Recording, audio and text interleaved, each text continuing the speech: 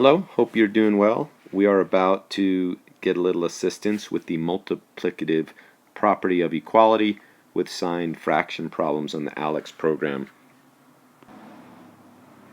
Nice job making your way through these algebra problems. And this type of problem, you'll notice, has a variable, but it's tied up within a fraction. So there are a couple of things going on here that we're going to talk about as far as the solution. There are two different examples in this explanation. This is the first one. The second one is a little bit more complicated, but they are both really very similar.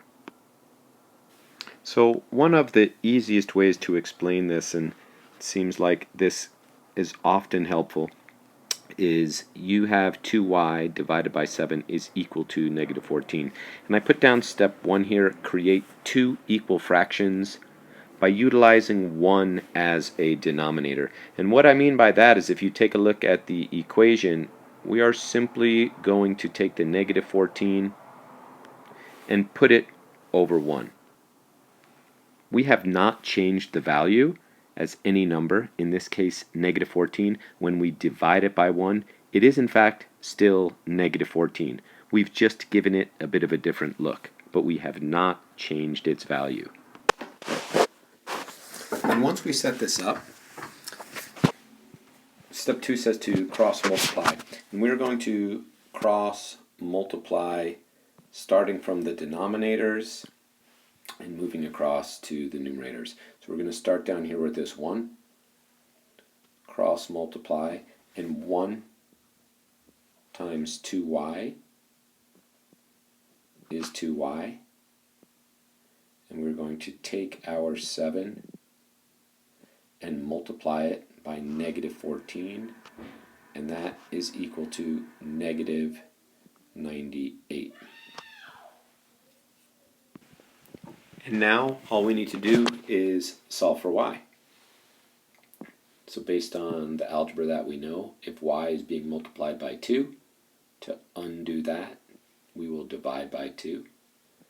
And we will divide a negative 98 by 2, which leaves us with our solution. Y is equal to, there's one negative here in this division problem, so I know the answer is going to be a negative, and 98 divided by 2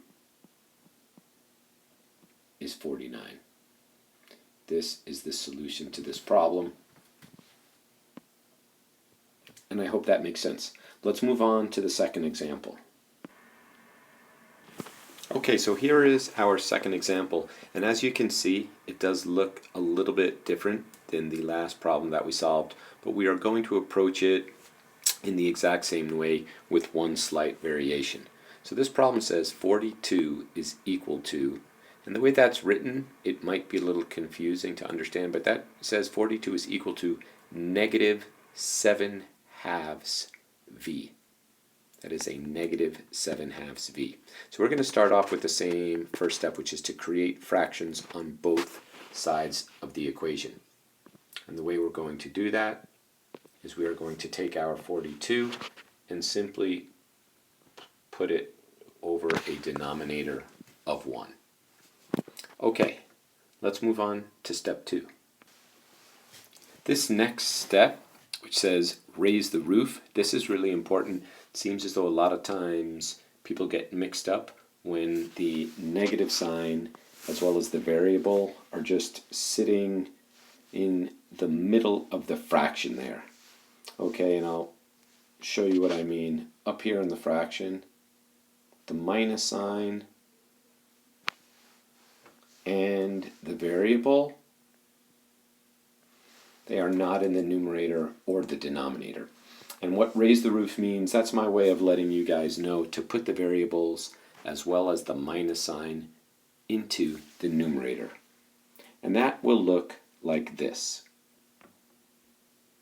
So these two fractions are exactly the same. And we took this and I just rewrote it down here, and I put the negative symbol and the v next to the 7 in the numerator. Alright, we just took the minus sign and the v, put it up top, and then put it over 2, which is the same denominator. Moving along to step 3. So we are back to our cross multiplying step, otherwise known as our I Heart Math step, and we're going to solve this problem. We're going to grab the 1, come across here and multiply it by negative 7v, which is equal to negative 7v. And we will take our 2 and multiply it by 42, which gives us 84. And we've got one final step, and I'm sure you know what it is.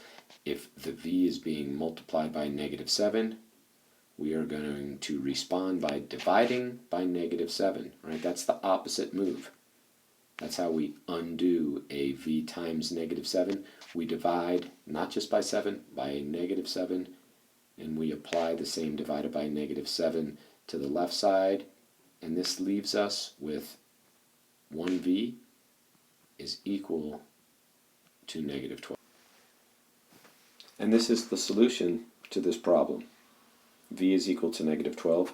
I hope those couple examples give you a little bit better understanding of this topic, and good luck as you attempt to solve these problems. Made with Doodlecast Pro.